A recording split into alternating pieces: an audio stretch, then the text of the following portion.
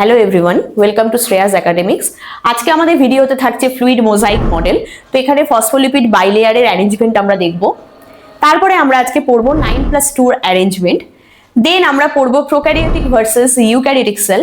আর next আমরা পড়বো mitosis and meiosis sell ডিভিশনের যে বেসিক ডিফারেন্সগুলো সোম্যাটিক সেল জার্ম সেলে কি কি হচ্ছে সেটার আমরা ডিফারেন্সটা দেখে নেব। তো চলো ভিডিও স্টার্ট করি। Fluid mosaic model. So it's a type of representation of the structure of cell membrane, okay? That is surround and enclose the cell. তো এটা হচ্ছে এই যে স্ট্রাকচারটা আজকে আমরা পড়ছি, that is fluid mosaic model. এটা একটা রিপ্রেজেন্টেশন, মানে একটা সেল মেমব্রেনের স্ট্রাকচারটা দেখতে কিরকম সেটা আমরা এখানে দেখতে পাবো। আর যেই স্ট্রাকচার অফ সেল মেমব্রেন যেটা কিনা একটা সেলকে এনক্লোজ করছে, মানে ঘিরে রাখছে, সেটা কিভাবে তৈরি হচ্ছে সেটাই আজকে আমরা জানবো। Okay, so fluid mosaic model invented by hmm? Invented by Singer and Nicolson in the year 1972। তো তারাই এই মডেলটা ফার্স্ট দিয়েছিলেন ইন দ্য ইয়ার 1972। তো এই যে fluid mosaic model consist of two things. তো ফ্লুইড মোজাইক মডেল কি কি দ্বারা তৈরি হচ্ছে? একটা হচ্ছে ফসফোলিপিড বাইলেয়ার পাবো আমরা, আর কিছু প্রোটিনস পাবো, ইন্টিগ্রাল কিছু প্রোটিনস পাবো। তো চলো দেখে নিই। তো ফসফোলিপিড বাইলেয়ার ফসফোলিপিড বাইলেয়ার, এখানে বাই কথাটাও ইউজ হয়েছে। Bi means what? Bi means two, ঠিক আছে? তো এখানে দেখো ফসফোলিপিডের বাইলেয়ার, এইটা একটা লেয়ার, এই যে রেড কালারের পোর্শনটা, এটা একটা layer, that is phospholipid bilayer. Bi means two layer, ঠিক আছে? আচ্ছা, এছাড়া আর কি পাবো আমরা? প্রোটিনস পাবো। Now proteins are two different types. What are their names? Integral proteins and peripheral proteins, ঠিক আছে? তো চলো দেখে নিই ইন্টিগ্রাল প্রোটিনস কোনটা। এই যদি হয় ফসফোলিপিড বাইলেয়ার, এই যে পোর্শনটা দেখছো দ্যাট ইজ ইন্টিগ্রাল প্রোটিন, আর বাইরের দিকে যেটা রয়েছে সেটা হচ্ছে peripheral protein. And here we can observe some glycoprotein and glycolipid, ঠিক আছে? তো এই হচ্ছে আমাদের ফ্লুইড মোজাইক মডেল, দেখতে এই রকম হবে। Now proteins are two different types, integral proteins and peripheral proteins, okay? এটা আমি আগেও বলেছি। তো এবার এটা ডিটেইলসটা আমরা পড়বো যে integral proteins. What are integral proteins? The proteins that embedded in the phospholipid bilayer. তো ইন্টিগ্রাল প্রোটিনস কোনগুলো? এই যে প্রোটিনগুলো দেখতে পাচ্ছি structure, that is called what? Integral proteins, ঠিক আছে? Now integral proteins are three different types, uniporter, symporter, antiporter. তো কাকে আমরা বলবো ইউনিপোর্টার, কাকে আমরা বলবো সিম্পোর্টার এন্ড অ্যান্টিপোর্টার, সবটাই আমাদের জানতে হবে। তো চলো দেখা যাক uniporter means here the same, means only one molecule move in one direction. Uni means single. Uni means what? Single. Okay, single molecule move in the same direction.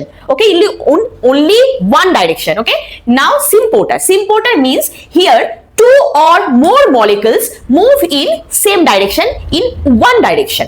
Okay, now antipotar means here two or more molecules move in opposite direction. তো আমরা এখানে দেখছি same direction থাকবে, সিম্পোর্টারেও same direction থাকবে, but সিম্পোর্টার আর ইউনিপোর্টারের মধ্যে difference কি? এটা only one molecule, এটা হচ্ছে টু মলিকুল। ওকে, এটাও সেম ডিরেকশনই থাকবে, ঠিক আছে? Same direction but two molecule. আর এই অ্যান্টিপোর্টারটা হবে অপোজিট ডিরেকশন, ঠিক আছে? অপোজিট ডিরেকশনে যাবে, বাট মলিকুল হচ্ছে টু অর মোর, ঠিক আছে? ক্লিয়ার?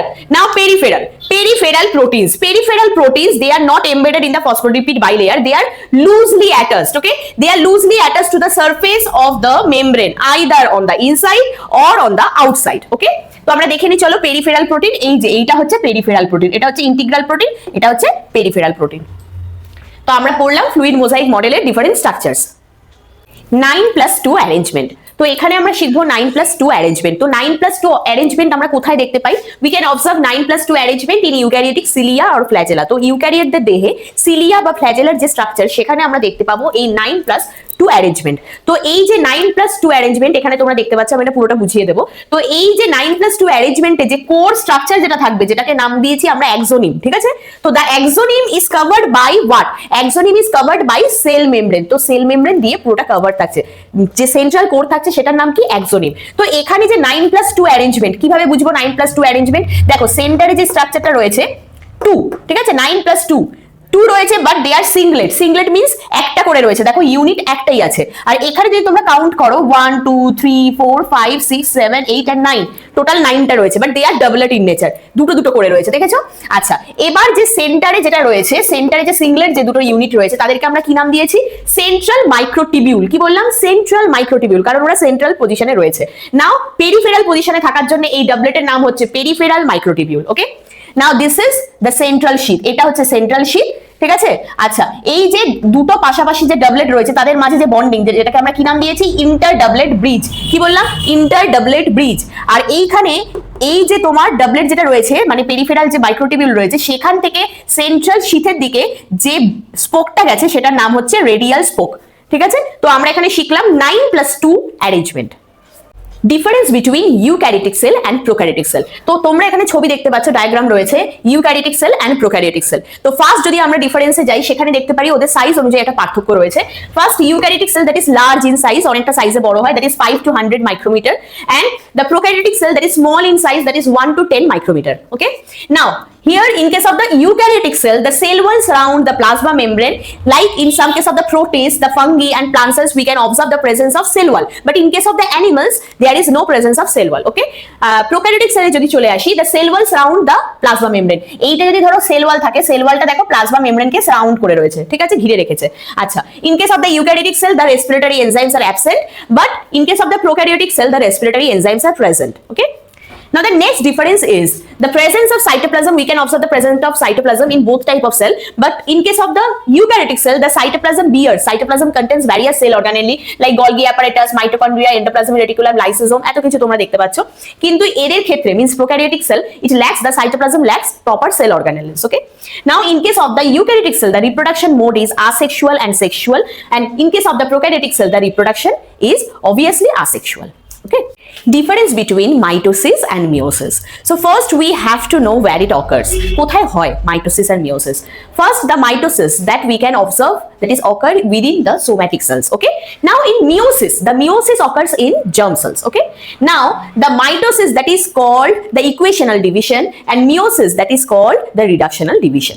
তো এবার চলো দেখে নি, এই যে মাইটোসিস আর মিওসিসের অনেকগুলো সাবস্টেপ আছে, মানে অনেকগুলো ফেজ আছে, প্রোফেজ, মেটাফেজ, অ্যানাফেজ, টেলোফেজ। ঠিক আছে, এখানেও prophase, metaphase, anaphase, telophase, but এখানে কিন্তু ভাগ রয়েছে, মানে মিওসিস যেমন ধরো meiosis 1, meiosis 2, prophase 1, metaphase 1, anaphase 1, anaphase 2, এইভাবে কিন্তু ভাগ রয়েছে। ঠিক আছে, তো চলো দেখে নেওয়া যাক। এখানে ফার্স্ট প্রোফেজ 1 এ মাইটোসিসে কি হচ্ছে, দ্য ডুপ্লিকেটেড ক্রোমোজোমস, এখানে যে দুটো ডুপ্লিকেটেড ক্রোমোজোমস রয়েছে, এই দুটো ক্রোমোজোমসকে আমরা কি বলছি, সিস্টার ক্রোম্যাটিড বলছি। ঠিক আছে, এটা হচ্ছে মাইটোসিসের প্রোফেজের ঘটনা।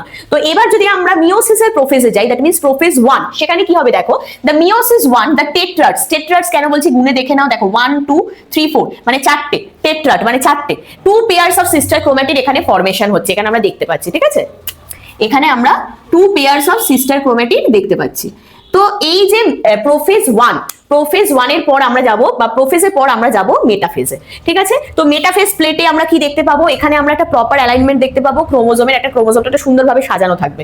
তো কি হচ্ছে দেখো, দ্য ডুপ্লিকেটেড ক্রোমোজোমস অ্যালাইন, তো ডুপ্লিকেটেড ক্রোমোজোমস দেখো একটা প্রপার অ্যালাইনমেন্টে আসছে। আর এখানে যদি আমরা মিওসিসে যাই, তো সেখানে মেটাফেজ 1 এ কি হবে, এখানে কিন্তু টেট্রাড রয়েছে, মনে করো এখানে আমরা প্রোফেজ 1 এ পড়েছি। ঠিক আছে, তো টেট্রাডস অ্যালাইন ক্রসিং ওভার, এখানে টেট্রাডস এর অ্যালাইনমেন্ট হচ্ছে, ইভেন এখানে ক্রসিং ওভার হচ্ছে, মানে তাদের যে জেনেটিক এলিমেন্ট রয়েছে, ক্রোমোজোমের পার্টগুলো নিজেদের মধ্যে এক্সচেঞ্জ করে নতুন ভাবে রিকম্বিনেশন হয়। ঠিক আছে, আচ্ছা, নাও in anaphase and telophase sister chromatids try to separate from each other, দেখো একটা আরেকটা থেকে সেপারেট হয়ে যাচ্ছে আর দুটো পোলের দিকে মুভ করছে। ঠিক আছে, আচ্ছা, এই গেল সিস্টার ক্রোম্যাটিডের সেপারেশন। And last of the mitosis we can observe the formation of 2 diploid daughter cells, দেখো এখানে দুটো diploid daughter cells ফরমেশন হচ্ছে। ঠিক আছে, 2n হয়ে গেল। আচ্ছা, এবারে এখানে কি হচ্ছে, এখানে মেটাফেজ 1 এর পর আসছি আমরা অ্যানাফেজ 1 এ। তো অ্যানাফেজ 1 এ যেখানে হোমোলোগাস ক্রোমোজোম ফরমেশন হয়েছিল, ক্রসিং ওভারের পর রিকম্বিনেশন হয়েছিল, তো সেখানে দেখো হোমোলোগাস ক্রোমোজোম সেপারেট হয়ে পোলের দিকে মুভ করছে। ঠিক আছে, আচ্ছা, এবার যেটা হচ্ছে মিওসিস 1টা এখানে কমপ্লিট হয়ে গেল, এবার মিওসিস 2। তো মিওসিস 2 তে যে সিস্টার ক্রোম্যাটিড গুলো ফরমেশন হয়েছে সেটা সেপারেশন স্টার্ট হচ্ছে, দেখো সেপারেশন হয়ে যাচ্ছে।